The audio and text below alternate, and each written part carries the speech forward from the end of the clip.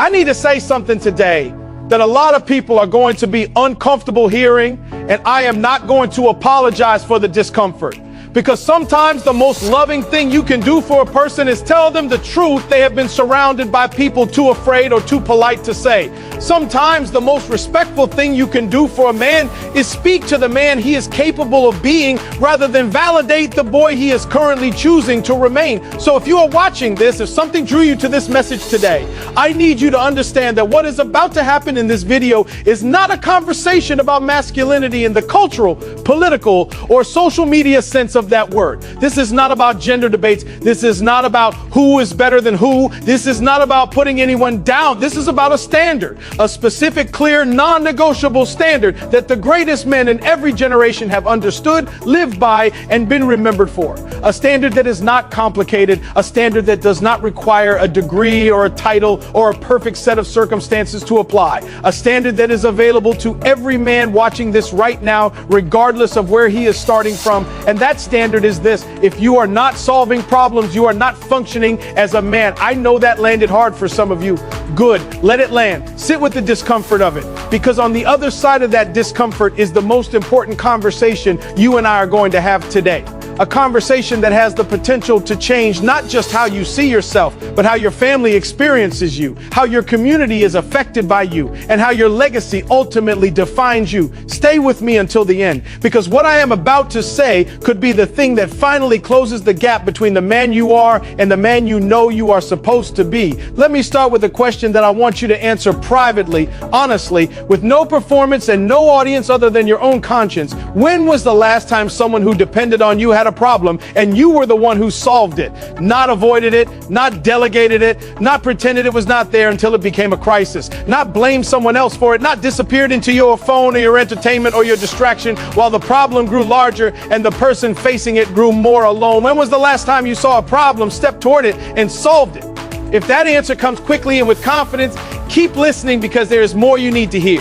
If that answer requires a painful amount of searching, keep listening, because what I am about to say is specifically for you. Here is what I know about men, real men, not men by age, not men by title, not men by the cultural performance of masculinity that has become so confused and so distorted that most men do not even know what they are supposed to be anymore. I'm talking about real men, men who have been remembered, men who have built something that outlasted them, men who have raised children who became good human beings, men who have stood in the fire of their circumstances and come out having solved something rather than simply having survived it. Those men shared one characteristic above all others: they solved problems. They did not wait for the problem to go away on its own. They did not wait for someone else to handle it. They did not complain about the existence of the problem as if complaining were a form of action.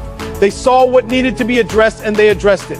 They saw what needed to be fixed and they fixed it. They saw what needed to be built and they built it. They saw what needed to be said and they said it, even when saying it cost them something. That is what manhood looks like in action. Not in theory, not in declaration, in action. And here's where I need to be direct with you about something that most conversations about manhood completely miss.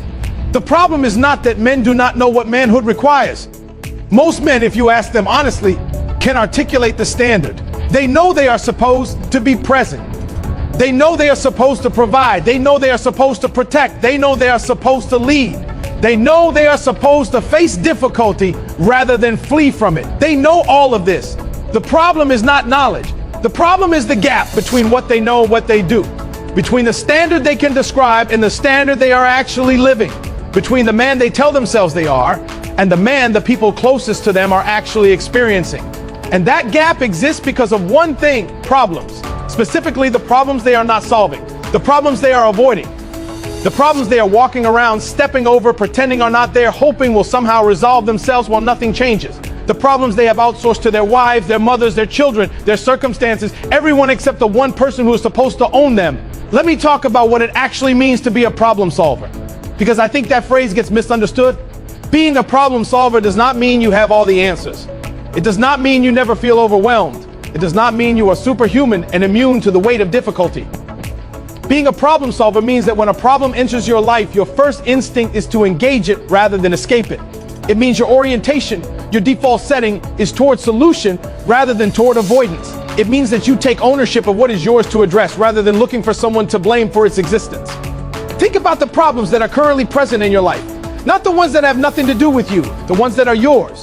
The financial pressure that has been there for months or years that you have been managing with avoidance rather than addressing with a real plan. The tension in your relationship that both of you feel and neither of you is naming, because naming it would require a conversation you are not sure you know how to have. The distance between you and your children that has been growing quietly while you've been too busy or too distracted or too emotionally unavailable to notice. The health issue you have been ignoring. The anger you have been mismanaging, the pattern you keep repeating, the habit you keep meaning to address, those problems do not go away because you ignore them. That is not how problems work. Problems that are ignored do not quietly resolve themselves in the background. They grow, they deepen, they become more complex and more costly. With every week and every month they are left unaddressed. And while they are growing, the people who need you to address them are paying the price of your avoidance in ways that you may not be seeing because you have gotten very skilled at not looking directly at the cost. Here's what I need every man watching this to understand. Your family does not need you to be perfect. They do not need you to have every answer. They do not need you to be invulnerable or infallible or always certain about the right path forward.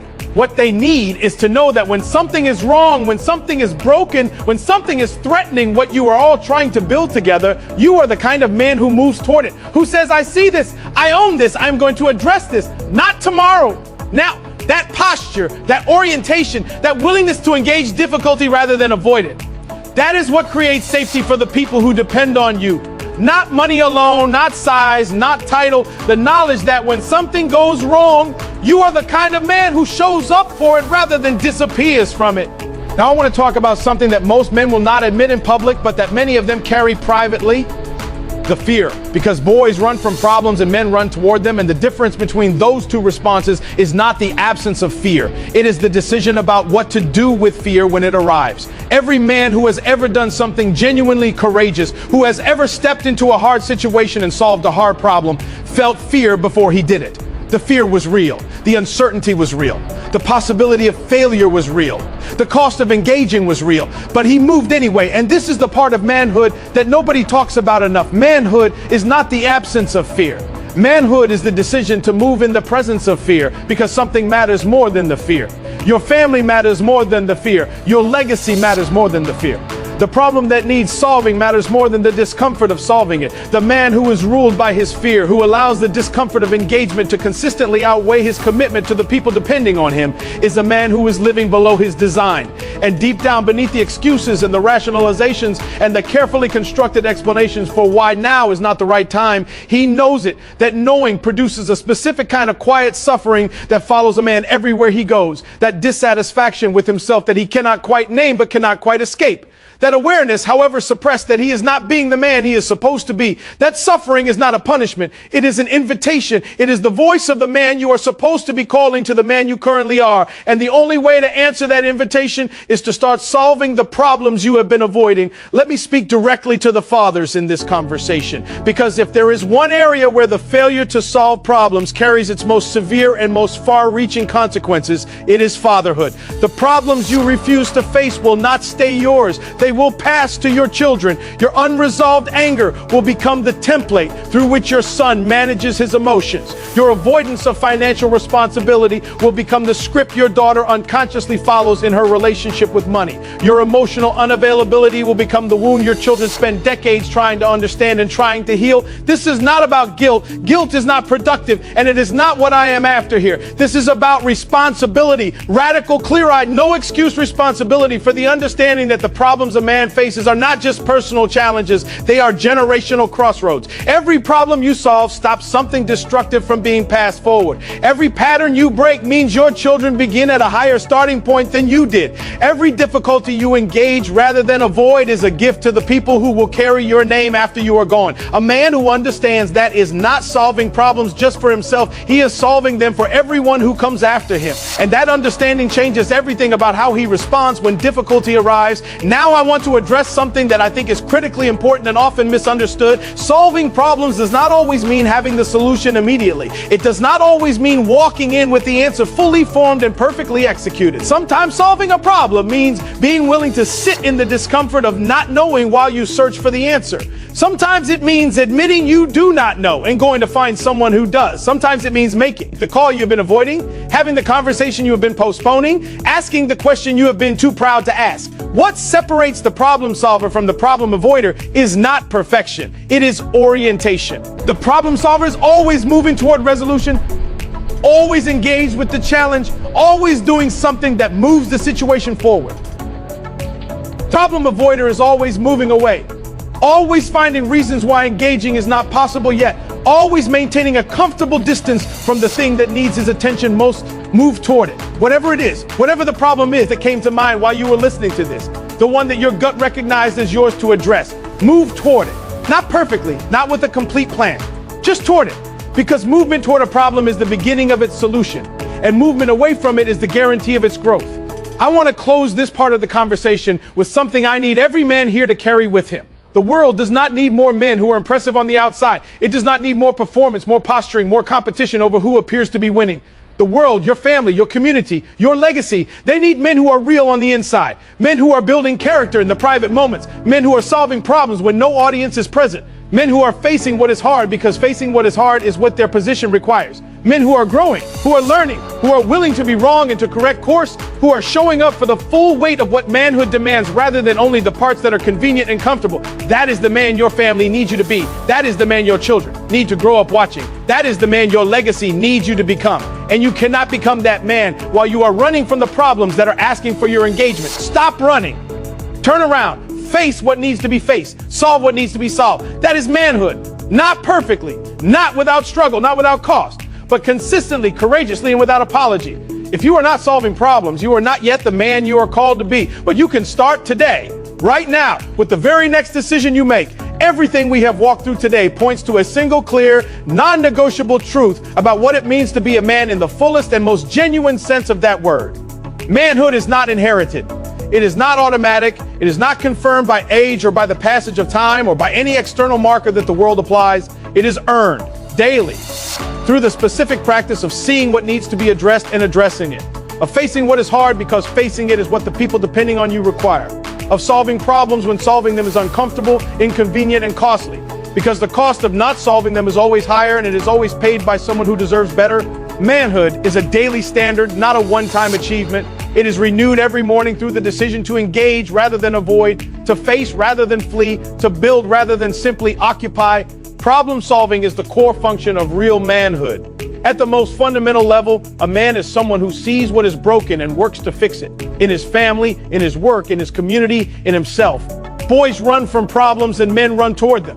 The direction of your movement when difficulty arrives is the clearest indicator of the level of manhood you have actually developed. The problems you refuse to face will be faced by your children.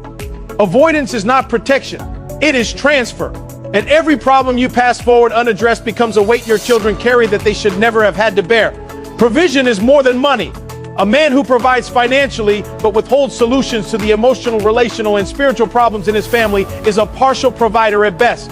And your response to pressure reveals your true level of manhood. Character is not confirmed in comfort. It is revealed in crisis. And what is revealed is determined entirely by the work you have or have not done to develop it. All of it comes back to one instruction. Solve the problems that are yours to solve, not perfectly, not without struggle, not without the discomfort that genuine engagement with difficulty always produces, but consistently, honestly, and with the full weight of your commitment to the people depending on you. You were not designed to run. You were designed to stand, to face, to engage, to solve, to build, to protect, to lead. Step into that design today, not because it is easy, because it is yours. And the people who need you cannot afford for you to keep waiting. Thank you. From everything inside me, thank you for spending this time here. Thank you for being the kind of man who sought out this kind of conversation. That instinct is itself a sign of the man you are becoming. The world needs men who are willing to hear hard truth and respond to it with action rather than defense. The world needs fathers who solve problems instead of passing them forward. The world needs men who run toward difficulty rather than away from it. Be that man, starting today, starting with the very next decision you face, starting with the problem you already know is waiting for your engagement. Good luck. May every problem you face make you stronger than the problem that came before it. May every difficulty you engage build the kind of character that your children will spend their lives being grateful for. May the legacy you leave be one of a man who showed up, who faced what was hard, who solved what needed solving, and who gave the people who depended on him the greatest gift a man can give, his full, courageous, problem-solving presence. Now go be that man. The world is waiting, your family is waiting, your legacy is waiting, and it starts right now.